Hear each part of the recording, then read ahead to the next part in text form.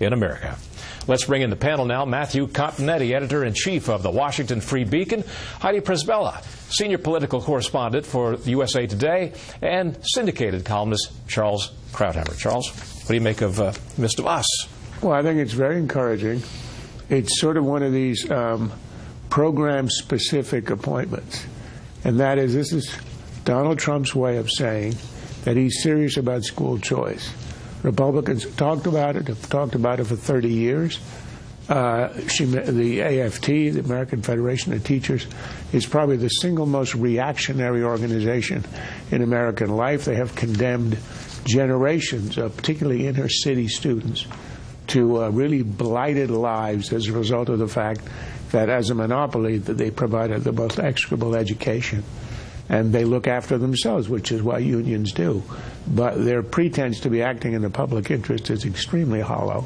And this, I think, is a tremendous opportunity because it would make a huge difference in the lives of inner city students. Particularly, it would be an opportunity to demonstrate that conservative ideas can work if implemented. And I think it shows seriousness about policy, which has not been a strong point for the president-elect in the form of this nominee.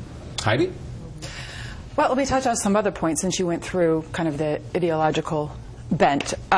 She also has some strong opposition from the other side of the aisle, which is because she was not personally a supporter, but she served on the board of a company an organization that did support Common Core. So she's had to kind of try and push back a little bit on that. But I think this is a good sign in the sense that if you look at the totality of how Donald Trump is filling out his cabinet, he's not just going with loyal insiders.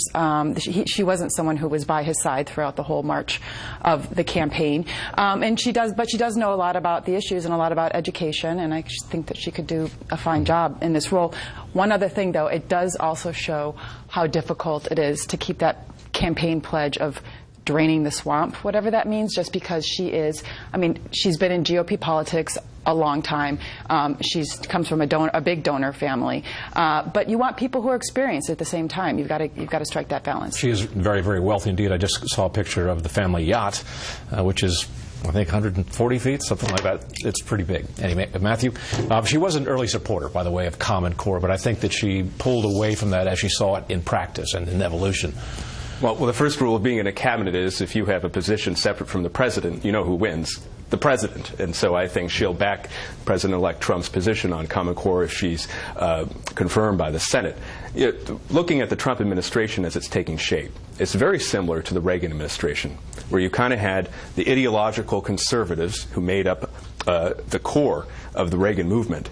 But then you also had establishment Republicans like Jim Baker, who kind of came on board after Reagan was elected and tried to steer the ship of state in a little bit more of a traditional way. And you're seeing that exactly with these latest picks. You have the White House is going to be pretty Trumpy, but the cabinet agencies at large, I think, are going to have more establishment Republicans than people might expect.